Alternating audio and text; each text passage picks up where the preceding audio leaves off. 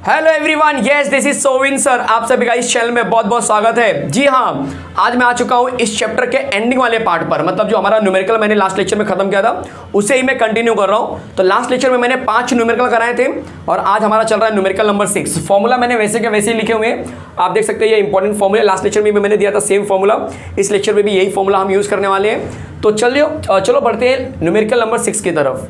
आज का लेक्चर इस चैप्टर का लास्ट लेक्चर होगा, क्लियर है। तो इसके बाद हम जो 11th का चैप्टर नंबर 1 है वो खत्म कर देंगे पूरी तरह से। और मैं उम्मीद कर रहा हूं कि जो भी बच्चे इस चैप्टर को स्टार्टिंग से देख रहे होंगे, हर एक चीज उन्हें फिट बैठी होगी दिमाग में, हर एक चीज एकदम अच्छे से समझ गए होंगे, ऐसे मैं एक्सपेक्ट कर रहा हूं, राइट। चलो बताता हूं, न्यूमेरिकल नंबर 6 की बात कर लेते हैं। Calculate the number of moles and molecules of acetic acid present in 22 gram of it. मतलब कि आपको अगेन मोल्स एंड मॉलिक्यूल्स निकालना है और किसका निकालना है, एसिटिक एसिड का निकालना है, जिसका मास यहां पे दिया है 22 ग्राम। तो मैं यहां पे लिख लेता हूं मास ऑफ एसिटिक एसिड। कितना दिया है मास ऑफ एसिटिक एसिड? 22 ग्राम दिया है। अब हमें क्या करना होगा, देखो मास दिया है, हमें मोलार मास निकालना है। तो molar mass of acetic acid, ध्यान देना जरा, ये अच्छा होने वाला है थोड़ा सा। Molar mass of acetic acid. और बहुत सारे बच्चे क्या करते हैं, एसिड का फॉर्मूला नहीं पता होता। जिनको नहीं पता देख लो, यहाँ पे CH3COOH लिखते हैं, इसे आप कंबाइन फॉर्म में C2H4 देख लो, 3 और 1 4, और उसके बाद O2 लिख सकते हो। देखो यहाँ पे C2H4O2, क्लियर है। अब मोलार मास निकाल दो, तो C का नंबर होता है 12, तो 12 इंटू 2, H का नंबर होता है 1, 1 इंटू 4, O का नंबर होता है 16, 16 इंटू 2, ऐसे करेंगे तो ये हो जाएगा 24 प्लस 4 28, और इसमें ऐड कर दिया 32, क्लियर है। चलो जरा देख लेते हैं कितना आएगा। यहाँ पे 28 प्लस 32 किया तो आ गया मुझे 60। चेक कर लो, 60 आ रहा है। 8 2 10 0 1 3 2 5 1 6, परफेक्ट है, 60 आ गया। तो यहाँ पे मुझे क्या मिल गया, 60 ग्राम पर मोल मिला है। ये इस बात का ध्यान रखना, कोई डाउट है किसी को, 1 मोल में 60 ग्राम आ रहा है, मतलब क्लियर है। अब हमें क्या पूछा है, हमें पूछा है नंबर ऑफ मोल्स निकालो। नंबर ऑफ मोल्स हम कैसे निकालते हैं देख लो जरा। यहाँ पे मैं लिखता हूँ, ये जगह मेरे पास ऐसे ही बेकार जाएगी, तो मैं यहाँ पे यूज़ कर लेता हूँ इस जगह को, ठीक है, इस जगह को यूज़ कर लेता हूँ। बोलो क्या होगा यहाँ पे, तो ये होगा नंबर ऑफ मोल्स, मतलब ब्रैकेट में n equal to mass upon molar mass. बोलो समझ में आया। अब नंबर ऑफ मोल्स, मास कितना दिया है जरा चेक करो, मास दिया है 22 ग्राम। मोलार मास कितना निकाला हमने, अभी 60 ग्राम पर मोल निकाला है। अब हमको पता है ग्राम ग्राम कट जाएगा, मोल ऊपर जाएगा, तो बोलो क्या मिल जाएगा, 22 डिवाइड बाय 60, चलेगा, इतना मोल आ गया। अब हम क्या करेंगे, बहुत सिंपल सा कंसेप्ट है, 22 को इस 6 से डिवाइड कर दो, ये 10 हटा दो, मतलब कुछ ऐसा कर दो, चलेगा। देख लो यहाँ पे सॉल्व करता हूँ आपके लिए। 22 डिवाइड बाय 6 कर दो, 6 3 जा 18, 12 में से 8 गया तो 4 आएगा 0, फिर 6 6 जा 36, फिर 4 आएगा, फिर 6 जा 36, मतलब 3.66 आ रहा है। तो 3.66 डिवाइड बाय 10, तो कहीं ना कहीं n का वैल्यू आ गया 0.366, चलेगा। ये n का वैल्यू आ गया, मतलब नंबर ऑफ मोल्स आ गया। तो पहला कंसेप्ट तो हमें समझ में आ गया कि नंबर ऑफ मोल्स कैसे निकालना है। देखो ये नंबर ऑफ मोल्स हमने निकाल लिया। अब मॉलिक्यूल्स की बात करते हैं। मॉलिक्यूल्स कैसे निकालते हैं जरा चेक कर लो। तो मॉलिक्यूल्स निकालने का भी तरीका आपको पता है। मॉलिक्यूल्स का मैंने यहाँ पे देखो फॉर्मूला दे के रखा हुआ है, number of molecules equal to n into NA। तो इसी पैटर्न को फॉलो कर लेते हैं फटाफट, देख लो। इसके बाद का पैटर्न मैं यहाँ लेके जा रहा हूँ। तो number of molecules equal to n into NA। तो 0.366 इंटू 6.022 इंटू 10⁻23। बहुत से लोग बोलेंगे सर ये कहाँ से आ गया, NA का जो वैल्यू होता है ना, देख लो यहाँ पे, याद कर लो आज के बाद से, लास्ट लेक्चर में भी मैंने बताया था, NA का जो वैल्यू होता है ना वो यही होता है, कितना, 6.022 इंटू 10⁻23। ये जो वैल्यू दिख रहा है ना वही NA का वैल्यू होता है, क्लियर है, इसलिए मैंने वहाँ पे वही रखा हुआ है। अब आंसर क्या आएगा, तो सिंपल है, देख लो यहाँ पे मल्टीप्लाई करके ले लेते हैं। 6.022 में 366 का मल्टीप्लाई कर देते हैं। आप 36 लिखेंगे तो भी चलेगा, कोई प्रॉब्लम नहीं है, आप 36 भी ले सकते थे। चलो 6 2 जा 12, कैरिएगा 1, 6 2 जा 12 प्लस 1 13, फिर उसका 1 यहीं पे आ जाएगा, 6 6 जा 36। अब ये चीज़ बार बार रिपीट होने वाली, तो यहाँ पर भी देखो क्या आएगा, 2 आएगा, 3 आएगा, 1 आएगा, 6 3, चलेगा, ये चीज़ दोबारा रिपीट हो गया। कट कर दो यहाँ पर भी। अब 6 से ले लो, 3 से ले लो, 3 2 जा 6, 3 2 जा 6, 0 3 6 3 6 जा 18, 2 आ गया, 5 आ गया, 4 3 9 1 10, 6 6 12, 1 13 14, 1 9 1 10 आ गया, 8 3 11, 1 12, 1 2 आ गया। चलेगा। कितने प्लेस पे डेसिमल है? 1 2 3 और ये भी 4 5 6 प्लेस पे डेसिमल। 1 2 3 4 5 6, 2.2, तो 2.2 इंटू 10⁻23, 2.20 ले लो चाहिए तो इतना मॉलिक्यूल्स आ गया। बोलो समझ में आया? आई होप कि एवरीथिंग विल बी क्लियर। हर एक चीज़ आपको एकदम सेट बैठ रहा होगा दिमाग में। ये रफ कर दूँ मैं मल्टीप्लिकेशन, ठीक है? कहीं मल्टीप्लिकेशन का मुझे नहीं लग रहा कुछ एरर होना चाहिए, बट अगर कुछ एरर होगा तो मल्टीप्लिकेशन में ही हो सकता है शायद कुछ, अदरवाइज ठीक है। आंसर आपको समझ में आ गया कैसे निकालना है, पैटर्न समझ में आ गया कैसे सॉल्व करना है। देख लीजिए, मैं हट जाता हूँ। इस तरह से आपका क्वेश्चन नंबर 6 यहाँ पे कंप्लीट हुआ। कितना मज़ेदार न्यूमेरिकल था। जो लोग कन्फ्यूज है कि सर कौन सी चीज़ कहाँ से शुरू हुई, तो मैं बता दूँ यहाँ से शुरू हुआ है। ये पहले हमने मास निकाला, मोलार मास, फिर इस मोलार मास का इस मास के साथ हमने क्या किया, रिलेशन हमको पता है, n number of moles that is mass upon molar mass, तो 22/60 मैंने सॉल्व किया, मुझे ये मिल गया। और 3.66 डिवाइड बाई 10 दैट इज 0.366 मोल आया। इसको यूनिट में मोल बोलते हैं, ठीक है? इतना मोल आ गया। अब हमको पता है कि मोल जो होता है, अगर उसमें हम क्या करें, एवोगैड्रोज नंबर, मतलब एन ने मल्टीप्लाई करो तो नंबर ऑफ मॉलिक्यूल्स मिल जाएगा। इसको मैंने इससे मल्टीप्लाई किया तो मुझे एवोगैड्रोज नंबर मिल गया। चलेगा? कोई डाउट है किसी को कहीं पर भी? चेक कर लो जल्दी से, मैं हट जाता हूँ एक बार दोबारा। क्लियर है बच्चे? तो इस तरह से हमारा क्वेश्चन नंबर 6 जो है पूरी तरह से अच्छे से कंप्लीट हो गया। कोई डाउट है तो बोलना मुझे। लास्ट टाइम मैंने एक क्वेश्चन पूछा था, लास्ट लेक्चर के एंड में मैंने एक क्वेश्चन पूछा था कि भाई जो कार होती है उसमें ब्रेक क्यों लगाया जाता है, ब्रेक क्यों यूज़ किया जाता है, कार में ब्रेक क्यों होता है। इसका आंसर मैं आज के लास्ट लेक्चर में दूंगा, मतलब लास्ट कंटेंट जो जब लेक्चर खत्म होगा तब मैं इसका आंसर दूंगा। तब तक आप इस चैनल के साथ में बने रहिए और देखते रहिए। जो some basic concepts of chemistry है उसका ये लास्ट लेक्चर चल रहा है, न्यूमेरिकल चल रहा है। जो चैनल पे पहली बार है सब्सक्राइब कर सकते हैं। जो लोग साइंस लिए हैं, केमिस्ट्री करना चाहते हैं, 11th 12th MST CT NEET, वो इस चैनल को देख सकते हैं, सब्सक्राइब कर सकते हैं और अपने दोस्तों में शेयर कर सकते हैं। चलो बढ़ते हैं क्वेश्चन नंबर 7 की तरफ। तब तक आप बोलते हैं ना कि एकदम अलर्ट हो जाओ कि हाँ क्वेश्चन नंबर 7 आ रहा है, रेडी हो जाओ। मेरे सॉल्व करने के पहले आप सॉल्व करो पॉज करके, ताकि आप ये चेक करो कि आप कहाँ पे मिस्टेक कर रहे हो, कहाँ पे आपका आंसर मैच नहीं हो रहा है। और जब मैं एक्सप्लेन करूँ तब उसको दोबारा क्या कर सकते हैं, आप क्रॉस चेक कर सकते हैं। चलेगा? ये पैटर्न हमेशा बना के रखो। चलो शुरू करते हैं क्वेश्चन नंबर 7। चलिए तो बढ़ते हैं क्वेश्चन नंबर 7 की तरफ, जो अगेन काफ़ी इंटरेस्टिंग लग रहा है इस बार। और ये क्वेश्चन जो है ना बच्चे, कहीं ना कहीं देखो जितने भी क्वेश्चंस मैं करा रहा हूँ सब आपको टेक्स्ट बुक में कहीं ना कहीं मिलेंगे, आगे पीछे लेफ्ट राइट मिलेंगे। हाँ, कुछ क्वेश्चंस मैं जरूर टेक्स्ट बुक के बाहर का ले रहा हूँ और कुछ क्वेश्चन जो टेक्स्ट बुक में दिया गया है वो एक्चुअल में चैप्टर नंबर 2 से लिया गया है, तो वो बाय मिस्टेक से चैप्टर नंबर 1 में दे दिया है। तो जब चैप्टर नंबर 2 आपको पढ़ाऊंगा तब आप उस तरह के क्वेश्चन कर पाएंगे। चैप्टर नंबर 1 में भले ही वो क्वेश्चन दिए बट आप अभी वो क्वेश्चन नहीं कर पाएंगे। कुछ मोल के क्वेश्चन होंगे डिकम्पोजिशन से रिलेटेड, कि किसी चीज़ को बर्न करते हैं तो इतना डिकम्पोज होता है, तो बताओ इतने मोल में कितना डिकम्पोजिशन होगा या ऑक्सीजन कितना यूज़ होगा। ऐसे क्वेश्चन जो होंगे चैप्टर नंबर 2 में है, पता नहीं क्यों चैप्टर नंबर 1 में क्यों दे दिया। CBSE में चैप्टर नंबर 1 चैप्टर नंबर 2 एक ही होता है, वहाँ पे आपको चैप्टर नंबर 1 में ही सब मिलता है। तो शायद वहाँ से कॉपी पेस्ट करते समय या जो भी उन्होंने पैटर्न को फॉलो किया होगा तो क्वेश्चन उन्होंने चेंज करना भूल गए हैं, या क्वेश्चन उन्होंने चैप्टर नंबर 1 में ही डाल दिया है बट कंटेंट उसका चैप्टर नंबर 1 में ऐसा कुछ नहीं है। तो इसीलिए चैप्टर नंबर 2 के जब मैं कंटेंट शुरू करूँगा, चैप्टर नंबर 2 का जब कंटेंट आपको कराऊंगा तब आपको चैप्टर नंबर 1 के कुछ न्यूमेरिकल जो बचे हुए न्यूमेरिकल्स होंगे जो अलग टाइप के हैं वो आपको आ जाएंगे, ठीक है। अभी फिलहाल जितने चैप्टर नंबर 1 के न्यूमेरिकल हैं, जिस टाइप के न्यूमेरिकल आपको चैप्टर नंबर 1 में यूज़ किया गया है वो सारा मैं यहाँ पे कवर कर रहा हूँ। जैसे कि ये क्वेश्चन देखो, ये भी टेक्स्ट बुक का ही क्वेश्चन है, इसके पहले जो कराया था वो भी टेक्स्ट बुक का है, पीछे जो लास्ट लेक्चर में कराया था बहुत सारे क्वेश्चन टेक्स्ट बुक के थे, तो बिल्कुल कंफ्यूज नहीं होना है। Arjun purchased 250 gram of glucose that is C6H12O6, formula दिया हुआ है फॉर ₹40। तो बताओ कि find the cost of glucose पर मोल। कितना अच्छा क्वेश्चन है ये अपने आप में कि भाई ग्लूकोज का मास तो दिया है हमको और हमें मोलर मास भी निकालने आता है, तो हम मोल निकाल लेंगे। तो 250 में जो मोल आएगा दैट विल बी ₹40, मतलब उस मोल में वो ₹40, मतलब उतने मोल का जो कॉस्ट है वो ₹40 है। तो बताओ एक मोल का कॉस्ट क्या होगा। बच्चों वाला क्वेश्चन हो रहा है एकदम, मुझे ऐसा लग रहा है। चलो दिखाता हूँ आपको मैं कैसे सॉल्व करेंगे। बहुत सारे बच्चे कन्फ्यूज होते हैं कि सर इसमें रुपीज़ क्यों आ गया, तो दिखाता हूँ मैं आपको कैसे सॉल्व करेंगे। देखो पहले आप बता दो कि मास ऑफ ग्लूकोज क्या दिया है, तो मास ऑफ ग्लूकोज आपको स्पेसिफाई किया हुआ है 250 ग्राम, क्लियर है। फिर आप बोलेंगे मोलार मास ऑफ ग्लूकोज क्या होगा, तो मोलार मास ऑफ ग्लूकोज कितना दिया है भाई, मोलार मास ऑफ ग्लूकोज। पहले फॉर्मूला लिख लेते हैं C6H12O6, ये फॉर्मूला है। चलो सॉल्व कर लेते हैं। 12 × 6 फिर 1 × 12 बराबर ना, 1 × 12 प्लस 16 × 6 कितना आ रहा है जरा चेक करो।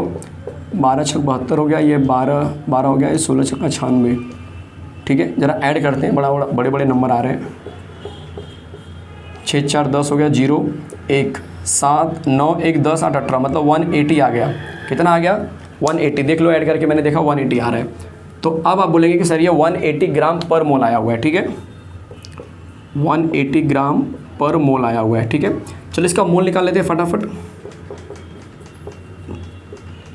Number of mole equal to mass upon molar मास।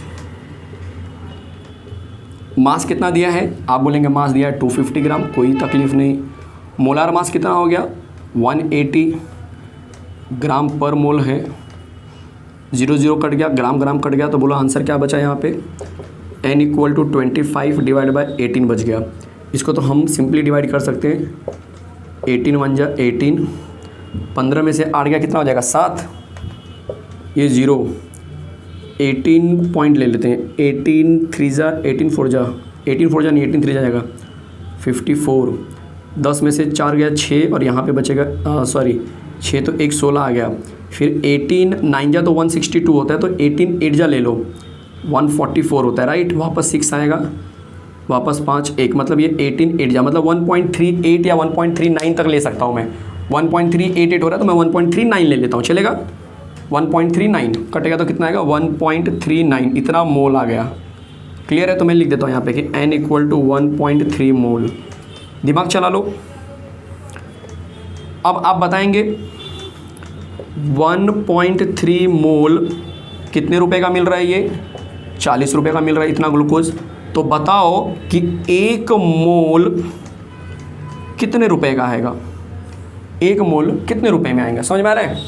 1 मोल कितने रुपए? क्या करेंगे आप? क्रॉस मल्टीप्लाई कर दो। x into this number, x into this number 40 into 1, तो x का वैल्यू कितना आ गया? 40 डिवाइड बाय 1.39, चलेगा। आपको पता है 1.39 नियर अबाउट 1.4 के बराबर ही है। अगर आपको कन्फ्यूजन है तो आप ऐसे भी कर सकते हो, चलेगा। फिलहाल ऐसे देख लेते हैं। 40 डिवाइड बाय 1.39 चलेगा। 1.39 मैं सॉल्व करता हूँ, कैसे करना दिखाता हूँ मैं आपको। अभी फ़िलहाल मैंने क्या किया, इसको 100 से मल्टीप्लाई किया, इसको भी 100 से मल्टीप्लाई किया, ताकि ऊपर वाला जो है 4000 हो जाए और नीचे वाला जो है कि 139 हो जाए। अब शायद थोड़ा डिवाइड करने में हमको ईजी लगेगा, तो यहीं पे डिवाइड करूँ, ज़्यादा जगह नहीं है मेरे पास, तो सॉरी ये 4000 हो जाएगा, गलती हो गई। 1 2 3 4000। तो देख लो ज़रा, ये 4000 डिवाइड बाय 139, पहले तो 139 तो कितनी बार जाएगा अप्रॉक्सीमेटली, अंदाज़ा लगाओ ज़रा। ये 400 है, ये 139 है, देख लो कितनी बार जाएगा। शायद ये 2 टाइम्स जाएगा, शायद मुझे लग रहा है 139 इंटू 2 या 3 टाइम देख लेते पहले।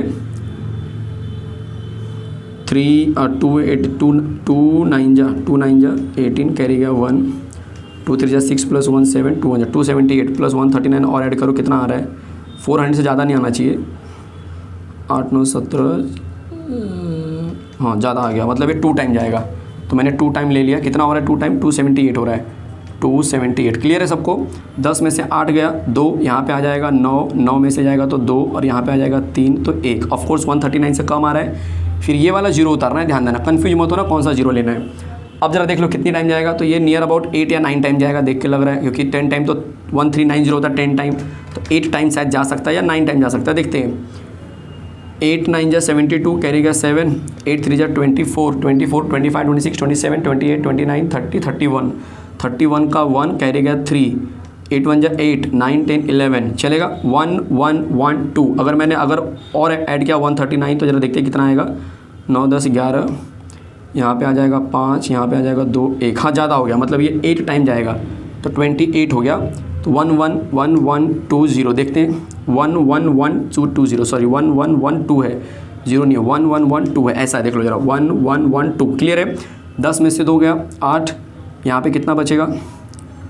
यहाँ पे इसको कैरी दिया ना, यहाँ पे कितना बचेगा 1, तो ये 0 हो गया, ये कितना बचा 1, तो 108 आ गया। वापस एक 0 ले लो यहाँ पे, ठीक है, आपको दिखाई दे रहा है शायद से, मतलब यहाँ पे चाहिए तो कर देता हूँ मैं। 1080 आ गया, फिलहाल 1080 आ गया, एक और 0 लेने पे तो पॉइंट लगा लेते हैं। अब 1080 कितना आएगा, तो कॉमन सी बात है, इससे थोड़ा कम, देखो 1 1 1 2 आ रहा है तो इससे कम, तो अप्रॉक्सीमेटली 28.7 चलेगा। 28.7 हमारे लिए बहुत है समझने के लिए, या 28.7 आएगा कि 6 आएगा, जरा वो भी देख लो, तो नहीं तो कन्फ्यूजन हो जाएगा, ठीक है। देख लो जरा 28 पॉइंट क्या है, मैं यहाँ पे देखो जरा मल्टीप्लाई करके एक बार 139 इंटू 7 कर लेते पहले। 3 कैरी गया 6, 21, 21 प्लस 6 27 कैरी गया 2, 7 7 to 9 परफेक्ट है। 7 टाइम जाएगा क्योंकि 8 टाइम तो यही हो जा रहा है, तो 7 टाइम जाएगा। तो 28.7 फिलहाल मेरे पास आंसर आ रहा है, चलेगा। इतना अब आगे नहीं जा रहा हूँ मैं, मतलब 28 रुपये 70 पैसे के आसपास आंसर आएगा अगर सिंपली लैंग्वेज में बोलूँ तो। क्लियर है, सब रफ कर रहा हूँ मैं। क्लियर, हर एक चीज़ समझ में आ गई। तो इसको जब मैंने कट किया तो बोलो क्या मिल गया मुझे, ये समझ में आया सबको अच्छे से। आप यही करते हो ना, डिवाइड ही तो करते हो। इतने का वैल्यू इतना है तो एक का कितना होगा, इसको डिवाइड ही तो करते हो। वही मैंने किया 40 डिवाइड बाय दिस। थोड़ा सा मैंने यूनिटरी मेथड यूज़ किया है ताकि आप और अच्छे से समझ सकें। तो बोलो यहाँ पे कितना आ गया कैंसिल करने के बाद, तो आप बोलेंगे सर 28.7, ये रुपीज़ में आएगा। क्लियर है, ये रुपीज़ में आएगा। तो क्या मिल गया आपको, कॉस्ट ऑफ ग्लूकोज पर मोल इक्वल टू 28.7 रुपीज़। कोई डाउट है तो बोलना मुझे। 28.66, 28.7 ऐसा कुछ आएगा, बट 28.7 हम लोग को जो मिल रहा है वही लिखेंगे, ठीक है। ऐसा नहीं कि सर टेक्स्ट बुक में आंसर कुछ और दिया। 28 तो स्टैंडर्ड रहेगा, आगे डेसिमल में थोड़ा बहुत चेंजेस हो सकता है। कोई डाउट है किसी को, कहीं पर भी चेक करो। काफ़ी इंटरेस्टिंग क्वेश्चन था ये, अपने आप में कंफ्यूज होते हैं बहुत सारे बच्चे कि सर ये क्वेश्चन कैसे करना है, इसमें रुपीज़ आ गया। रुपीज़ आ गया तो थोड़े कुछ बेहोश होना है, रुपीज़ आ गया तो खुशियाँ मनाना है, पैसे बांटना है एक दूसरे को, है कि नहीं। रुपीज़ आ गया, क्या बात है, मोल में रुपीज़ आ गया, ठीक है। ऐसा क्वेश्चन होता है, तुम्हें बोलते हैं ना घुमाने के लिए ऐसा क्वेश्चन दे दिया। बाकी क्वेश्चन बहुत ईजी है, दिखाई दिया सबको अच्छे से। कोई डाउट है कि कहीं पर भी कंफर्म ये क्वेश्चन टेक्स्ट बुक का है, तो आपको मैं उम्मीद कर रहा हूँ कि भाई हर एक चीज़ समझ में आ रही होगी अच्छे से, ठीक है। चलो बढ़ते हैं अगले क्वेश्चन की तरफ। ये क्वेश्चन शायद टेक्स्ट बुक में ना मिले, बट कंसेप्चुअली ये सब पता होना चाहिए आपको, ठीक है। अलग अलग वैरायटी का क्वेश्चन ले रहा हूँ मैं, कुछ मैं बाहर की बुक का भी ले रहा हूँ, ताकि जो आपको प्रैक्टिस हो सके वो और अच्छी मिल सके और अच्छे आप प्रैक्टिस कर सकें, ठीक है। तो चलिए शुरू करते हैं क्वेश्चन नंबर 8, जो और मज़ेदार और धमाकेदार होने वाला है। चलो शुरू करते हैं। चलिए तो देखते हैं क्वेश्चन नंबर 8, काफ़ी इंटरेस्टिंग होने वाला है क्योंकि इसमें थोड़ा सा जरा मैंने चेंजेस किया हुआ है, एक नया टाइप का क्वेश्चन लिया हुआ है। चलो देख लेते हैं। How many number of molecules and atoms, इस बार आपको मोल्स नहीं पूछा है मैंने, मॉलिक्यूल्स पूछा है और एटम्स पूछा है। तो एटम्स आपके लिए बिल्कुल पहली बार आ रहा है। इसके पहले लास्ट न्यूमेरिकल में भी मैंने एटम के बारे में बात नहीं किया था, और आज भी मैंने जो 2 न्यूमेरिकल करा है उसमें एटम के बारे में बात नहीं हुई थी। तो ये एटम आपके लिए बिल्कुल नया आ रहा है, इस बात का ध्यान रखना। तो आज हम समझेंगे कि एटम कैसे निकालते हैं। How many number of molecules and atoms are present in 2.8 litre of diatomic, मतलब ये वॉल्यूम दिया हुआ है और डाई वर्ड दिया हुआ है, मतलब ये एटम यहाँ पे पहले से 2 था, हमें टोटल एटम निकालना है। गैस एट HTP, क्लियर है।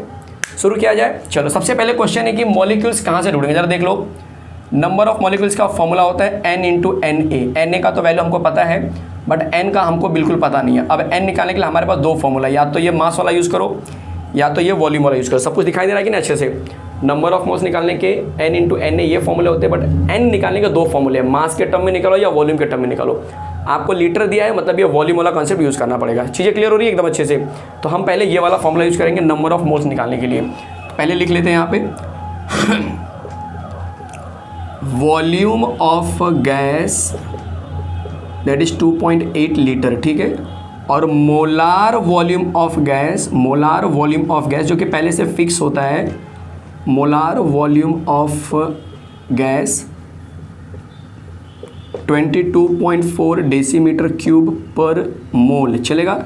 इसको आप और स्पेसिफाई कर दो 2.8 डेसीमीटर क्यूब, क्योंकि लीटर जो है डेसीमीटर क्यूब के बराबर होता है। मैंने यहाँ पे लिखा है कहीं पे, देखो ये दिख रहा है आपको, सबको दिखाई दे रहा है। मैं हाईलाइट कर दूँ ट्रेड मार्कर से, देखो क्लियर है। तो डेसीमीटर क्यूब लीटर के बराबर होता है। तो समझ में आ गया सबको। अब बताएंगे नंबर ऑफ मोल्स क्या होता है। तो देख लो यहाँ पे number of moles N = volume of gas divide by molar volume, divide by molar volume. बोलो N = कितना मिल गया, वॉल्यूम कितना दिया है आपको, चेक करो 2.8 डेसीमीटर क्यूब, और मोलार वॉल्यूम कितना है 22.4 डेसीमीटर क्यूब पर मोल। डेसीमीटर डेसीमीटर क्यूब कट गया। N = इसको सॉल्व कर लेते हैं फटाफट। तो पहले हम क्या करेंगे, देख लो जरा 2.8 है और यहाँ पे आ गया 2, चलेगा। कोई डाउट है तो बोलना मुझे, एकदम आराम से जा रहा है, कोई टेंशन नहीं है। इसको मैंने क्या किया, देख लो, इसको मैं 10 से मल्टीप्लाई करता हूँ, इसको भी मैं 10 से मल्टीप्लाई करता हूँ, तो ये बन जाता है 28 और ये बन जाता है 224, चलेगा। इतना मोल आ गया। अब और अच्छे से सॉल्व करना है तो हमें ज़रा डिवाइड करना पड़ेगा।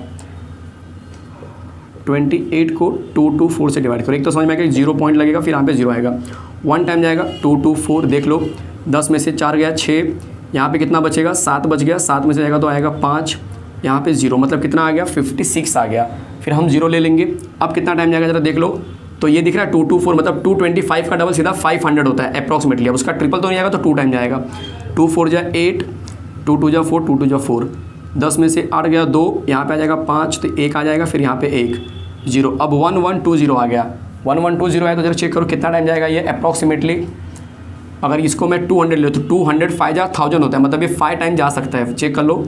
5 4 जा 20, करेगा 2, 5 2 जा 10 प्लस 2 12, क्या बात है, 5 2 10 11, परफेक्ट यही जाएगा। ठीक है, तो आंसर आ गया 0.125। तो मोल कितना मिल गया 0.125 हमें मोल मिल गया। चीज़ें क्लियर हो गई एकदम अच्छे से, चलेगा। देख लो यहाँ पे परफेक्ट। अब क्या क्वेश्चन है हमारे लिए कि हमको मोल में इंटरेस्ट, हमको मॉलिक्यूल में इंटरेस्ट है, तो हम यहाँ पे निकालेंगे number of molecules n into NA 0.125 into 6.022 into 10⁻23। तो 125 जो है उसमें 125 में आप डायरेक्टली 6 से मल्टीप्लाई कर दो। अभी 6.022 अगर आप नहीं भी करेंगे तो चलेगा, ये ऑलरेडी इतना ज़्यादा छोटा नंबर है कि नहीं किया तो भी चलेगा। चेक कर लो कितना आ रहा है। 6 5 जा 30, 0 करेगा 3, 6 2 जा 12, 12 प्लस 3 15, 5 करेगा 1 6 70 75। और डेसिमल कितने प्लेस पे 1 2 3 3 प्लेस पे डेसिमल, मतलब कि 0.75। ये वाला मैंने नेगलेक्ट कर दिया तो मुझे मिल गया फिलहाल 0.750 इंटू 10⁻23।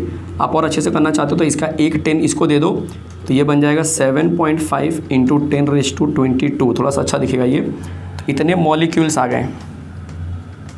क्लियर है, इतने हमें क्या मिल गया, मॉलिक्यूल्स मिल गए। कोई डाउट है किसी को कहीं पर भी?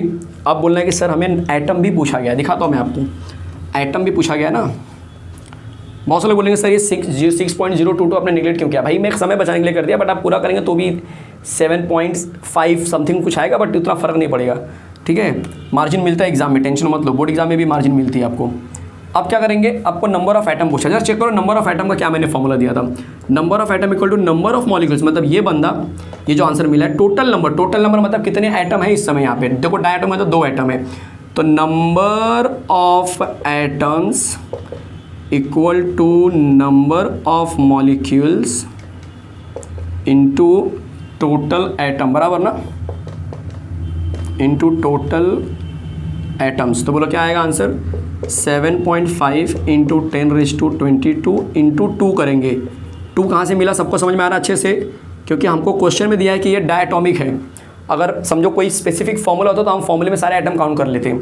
अब तो पता चल रहा है 75 का डबल 150 होता है, मतलब 15 आ गया, इंटू 10 का 22, इतने एटम्स प्रेजेंट होंगे।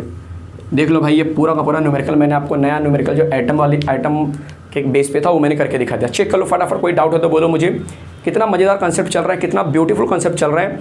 मैं उम्मीद कर रहा हूँ कि हर एक चीज़, हर एक कंसेप्ट आपको एकदम सेट बैठ रहा होगा, आपके दिमाग की जो बोलते हैं ना नस है वहाँ पे जाके अटैक कर रहा हो कि नहीं यार मज़ा आ गया। लेक्चर हो तो ऐसा हो, ऐसा फील आ रहा होगा आपको।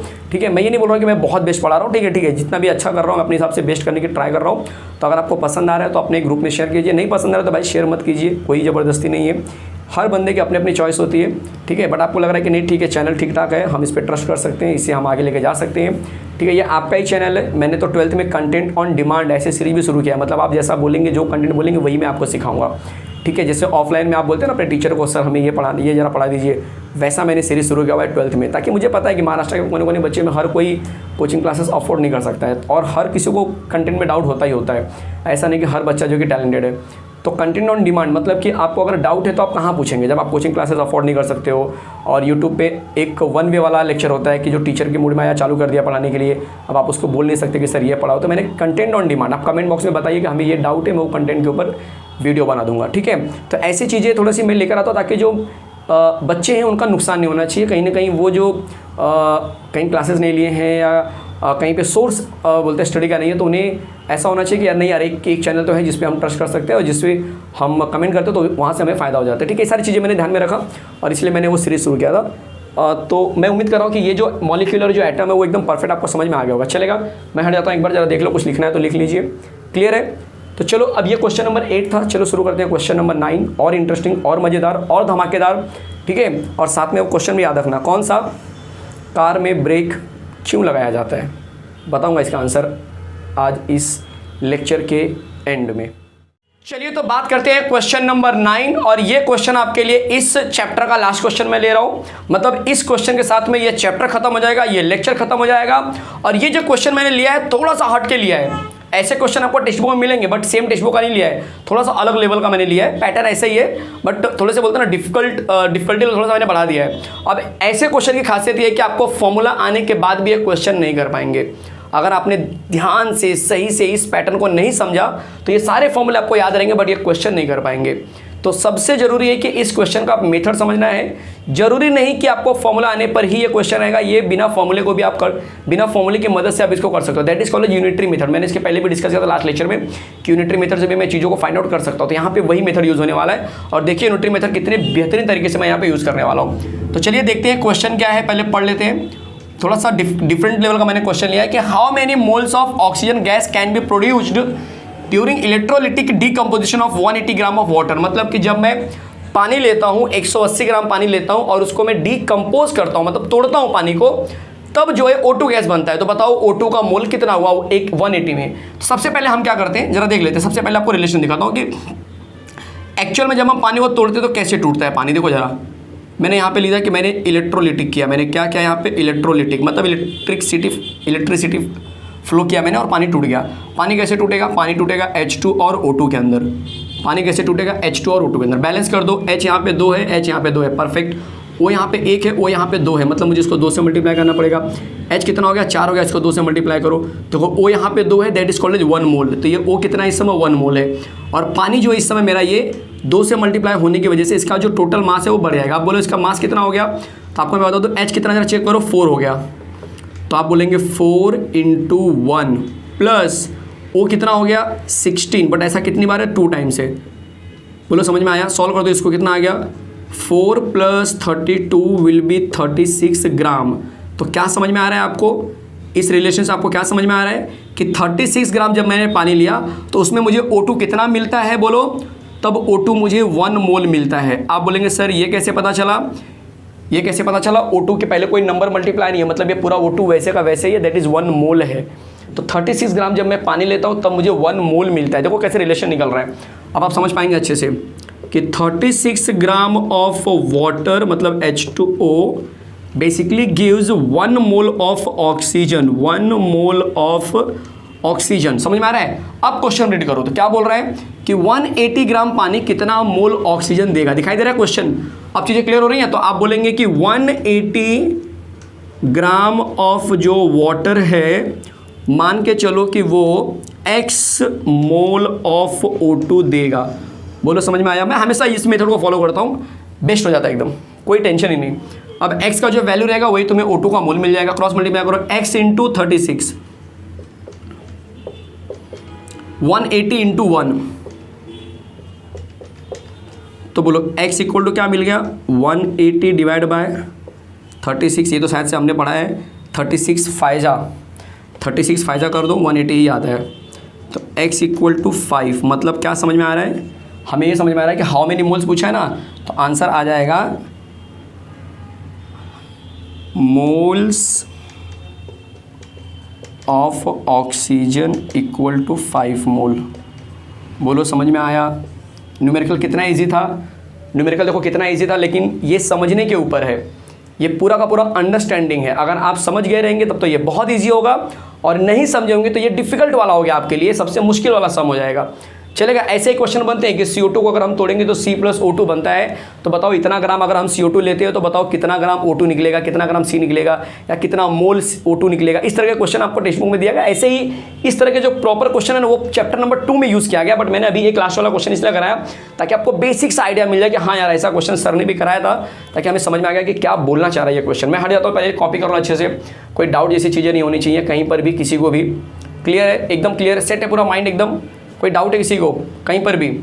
चलिए, तो इस तरह से हमारा ये जो चैप्टर है, बहुत प्यारा सा जो कंटेंट था, बहुत प्यारा सा जो चैप्टर था, चैप्टर का नाम क्या था, some basic concepts of chemistry. भाई चैप्टर नंबर 1 हमने क्लास 11th का सक्सेसफुल्ली बहुत अच्छे से नोट्स के साथ कंप्लीट कर लिया है। तो एक बार बोलते हैं ना, अपने आप के लिए आप क्लैप कर सकते हो कि यार पूरा लगातार मैंने जो है कि 7 के 7 लेक्चर लगातार देखे हैं, हर एक का मैंने नोट्स बनाया है, वेल प्रिपेयर्ड मैंने प्लानिंग किया है और चैप्टर नंबर 1 मैंने सक्सेसफुली कंप्लीट कर लिया है। तो ये अपने आप में इंपॉर्टेंट चैप्टर मैंने कंप्लीट किया है। ग्रेड 10th से ग्रेड 11th में जाने वाले बच्चे सक्सेसफुली एक चैप्टर आपने कंप्लीट कर लिया है। Very good. अब बात होने वाली है उस क्वेश्चन की जिस क्वेश्चन के लिए आप कब से लेक्चर देख रहे होंगे शायद कि सर उस क्वेश्चन का आंसर बताइए पहले। तो क्वेश्चन क्या था, जरा दोबारा मैं रीड करता हूं। तो क्वेश्चन था हमारे लिए कि गाड़ी जो होती है, व्हीकल जो होता है, उसमें ब्रेक क्यों लगाया जाता है। तो बहुत सारे बच्चे, कुछ बच्चों ने हमें रिप्लाई किया, कुछ पर्सनल टेलीग्राम पे रिप्लाई कर रहे थे, कुछ कमेंट में रिप्लाई किए कि सर कार को रोकने के लिए, कार की स्पीड कम करने के लिए। चलो इसका सही आंसर क्या होगा मैं आपको समझाता हूँ, क्योंकि जो सिचुएशन है ना वो इसी के ऊपर डिपेंड है। सोचो कि अगर गाड़ी में ब्रेक नहीं है, गाड़ी में ब्रेक नहीं है तो क्या, अगर आपको पता चल गया कि गाड़ी में ब्रेक नहीं है, आपको गाड़ी दे दी गई और बोला गाड़ी में ब्रेक नहीं है, चलो गाड़ी लेके चलो, तो पहला सिचुएशन, क्या आप गाड़ी तेज चलाएंगे। तो आपका आंसर होगा बिल्कुल नहीं सर, मुझे पता है गाड़ी में ब्रेक नहीं, तो मैं गाड़ी को बहुत स्लो लेके जाऊंगा, बहुत ही स्लो, मतलब जैसे आदमी चलता है ना वैसा ही लेके जाऊंगा, बराबर ना। मतलब ब्रेक लगाने से, जब ब्रेक उसमें डाल दिया गया, जब ब्रेक सेट कर दिया गया, तब आप गाड़ी फास्ट चला रहे हो। लेकिन जब ब्रेक नहीं है तब आप गाड़ी क्या कर रहे हो, स्लो चला रहे हो। तो ब्रेक का काम तो ये नहीं है कि गाड़ी को रोकना, ब्रेक का काम ये है कि it allows you to move faster. मतलब गाड़ी में जो ब्रेक होता है उसका काम ये होता है कि वो आपको गति देता है, आपको तेज चलने के लिए बोलते हैं ना, प्रेरित करता है कि अरे मैं हूं ना, डर क्यों रहा है, उड़ना है तो उड़, जितना उड़ना है। तो वैसे ही ये जो कोरोना की जो सिचुएशन है वो हमारे लिए ब्रेक है, हमारे लिए ब्रेक है। तो ये जो ब्रेक है इसे आप अपॉर्चुनिटी में कन्वर्ट करो। आप ये मत बोलो ब्रेक है, कोरोना है तो आप घर पे बैठ गए हो, हमारे कॉलेज नहीं खोल रहे, हमारे क्लासेस नहीं खोल रहे, हम पढ़ाई नहीं करेंगे, हम क्या करेंगे, टाइम वेस्ट हो रहा है आपका। ऐसा नहीं करना है। You have to take this scenario as a opportunity. इसे आप एज अ अपॉर्चुनिटी लो। आप ये मान के चलो कि यार गाड़ी में ब्रेक है, मतलब हमारी ज़िंदगी रुकी हुई है ना, तो क्यों नहीं इस रुके हुए पैटर्न की वजह से मैं अपने कुछ स्किल्स में गति ला दूँ। स्किल्स मतलब कुछ भी चीज़, जरूरी नहीं कि सिर्फ स्टडी से बात करो, कुछ भी आप कुछ नया सीख सकते हो। अगर आपको लग रहा है कि आप जिस जो आपका पैशन है उस लाइन में आप क्या कर सकते हो, अपने आप को लेके जा सकते हो। आ रहा समझ में। अगर आप चाहते हो कि नहीं मुझे इंजीनियरिंग करना है, तो आप क्लास 11 से ही मैथ्स हो गया, फिजिक्स हो गया, केमिस्ट्री, उस पर आप ज़बरदस्त मेहनत कर सकते हो। ये टाइम है कि उसके लिए आप बेसिक पे वर्क कर सकते हो, क्योंकि एक बार जब चीज़ें खुल जाएंगी और चीज़ें जब स्मूथ चलने लगेंगी तो ऑब्वियस है कि आपको वो टाइम नहीं मिलेगा जो आप करना चाहते हो। कोई बेसिक करना चाहते हो या कुछ आप पेंटिंग करना चाहते हो, आपको ऐसा लग रहा है कि नहीं मुझे पेंटिंग में बहुत इंटरेस्ट है, तो ये समय है कि आप उन सब चीज़ों में क्या कर सकते हो, अपना टैलेंट जो है चेक कर सकते हो कि यार कितना मेरे पास टैलेंट है, कितनी चीज़ें मैं और एक्स्ट्रा कर सकता हूँ। तो जो हमारे लाइफ में बहुत सारी चीज़ें होती हैं जो रुकी हुई हैं due to this corona period, but आप उस रुके हुए चीज़ों को कोरोना पीरियड में आप गति दे सकते हो, आप उसको और मूव कर सकते हो। चलेगा। तो करेक्ट आंसर क्या हो गया, मेरे ख्याल से आप मेरे एक्सप्लेनेशन से समझ गए होंगे कि ब्रेक लगाने से हम अपने व्हीकल को और तेज़ी से चला सकते हैं। सिंपल है। बहुत से लोगों को लगा कि ब्रेक लगाने से हम गाड़ी को रोकते हैं। अब मैंने आपको एक्सप्लेन किया, आप थोड़ा सा दोबारा एक बार एनालिसिस कीजिए, आपको समझ में आएगा कि हाँ यार क्या सही बात थी ये। मुझे भी जब ये क्वेश्चन मैंने सुना और जब इसके आंसर को मैंने सुना तो मतलब अलग ही लेवल का मुझे फील हुआ कि नहीं मैं अपने बच्चों के साथ में, अपने जो स्टूडेंट्स, अपने जो भाई बहन उनके साथ में शेयर करूंगा। और ये बहुत अच्छी बात है। ये मेरा कोई थॉट नहीं है पर्सनली, ठीक है, मुझे भी कहीं से पता चला तो मैं बोला कि नहीं ये हमारे जो फ्रेंड सर्कल में जितने भी लोग हैं, जो मेरे कॉन्टैक्ट्स में हैं, 11-12 हज़ार जो मेरे स्टूडेंट्स के साथ में जो मेरे से जुड़े हुए हैं, उन सबके साथ में ये शेयर करूँगा। ये बहुत अच्छी बात है, क्योंकि लोगों को गाइडेंस अगर प्रॉपर मिल जाए तो वो बहुत सारी चीज़ें कर सकते हैं। और इसीलिए मैं छोटा सा जो एक पैटर्न था वो थ्रू एग्जांपल्स, ताकि आपको ज़्यादा ये इफेक्टिव नजर आए। डायरेक्टली भी मैं बोल सकता था भाई स्किल्स है उसको यूज़ करो, बट थ्रू एग्जांपल्स आप शायद ज़्यादा समझेंगे कि हाँ ये पैटर्न समझ में आया कि गाड़ी में जो ब्रेक होती है वो एक्चुअल में हमें अलाउ करती है कि आप स्पीड को बढ़ा दो, क्योंकि मैं हूँ ना तो कभी कुछ हुआ तो मैं रोक दूँगी। वैसे ही जो कोरोना पीरियड का जो ब्रेक आया हुआ है, जो रुकावट आई हुई है, ये हमें अलाउ कर रहा है कि आप उड़ो, जो टैलेंट है, जो आपका पैशन है उसे आप फॉलो करो। समझ में आ रहा है कि नहीं, क्योंकि इसमें आप कर सकते हो, इसमें आपको कोई कुछ रोकने वाला नहीं है। और जैसे एक बार चीज़ें खुल जाती है तो फिर आप अपने बोलते हैं ना स्पेसिफिक गोल के पीछे भागने लगते हो, फिर आपका पैशन कहीं ना कहीं पीछे छूट जाता है कि नहीं। तो इसीलिए आप उसके ऊपर काम करना शुरू करो। ये सबके लिए बता रहा हूँ मैं, ये नहीं कि कोई जो बच्चे हैं, स्टूडेंट्स हैं, उनके लिए, कोई अगर बड़े भी देख रहे हैं तो उनके लिए भी ये थॉट जो है बहुत अच्छा हो सकता है। तो प्लीज़ प्लीज़ प्लीज़ इसे फॉलो करो, ठीक है। मिलते हैं अगले लेक्चर में नेक्स्ट कंटेंट के साथ में, नए चैप्टर के साथ में। कमेंट बॉक्स में जरूर बताएं कि आपको कौन सा चैप्टर चाहिए। देखिए चैप्टर नंबर 2 बहुत इंपॉर्टेंट नहीं बोलूँगा मैं, थोड़ा सा बहुत बेसिक सा चैप्टर है। सिग्निफिकेंट बताओ, राउंड ऑफ करो क्या होता है, यूनिट का पैटर्न क्या होता है, ठीक है। तो बहुत इंपॉर्टेंट नहीं है। अगर आप चाहते हो कि नहीं सर इंपॉर्टेंट चैप्टर पहले कराओ, बाद में टाइम वेस्ट वाले चैप्टर हम बाद में करेंगे, जिनका रिलेशन 12th में ज़्यादा है पहले वो कराओ, तो कमेंट में आप बताइए कि क्या आप वही चैप्टर चाहते हो पहले जिसका 12th में ज़्यादा रिलेशन है, या जिसका बहुत ज़्यादा इंपॉर्टेंस है एमएसटी, सीटी, नीट और जेई में, वो चैप्टर पहले कराना, या फिर नहीं सर आप सीरियल नंबर से कराओ, भले ही हमें कोई फालतू चैप्टर आने दो, सीरीज में चलेगा। तो कमेंट बॉक्स में बताइए हमें कि आपको क्या चाहिए। मिलते हैं नेक्स्ट लेक्चर में नए कंटेंट के साथ में, नए टॉपिक के साथ में। तब तक आप बहुत सारी स्टडी कीजिए और अपने फ्रेंड सर्कल में लोगों को बताइए कि भाई मेरा चैप्टर नंबर 1 हो चुका है, ये ले चैनल का नाम, ये ले चैनल का लिंक, तू भी चैप्टर नंबर 1 कंप्लीट कर, है कि नहीं। मिलते हैं नेक्स्ट टाइम।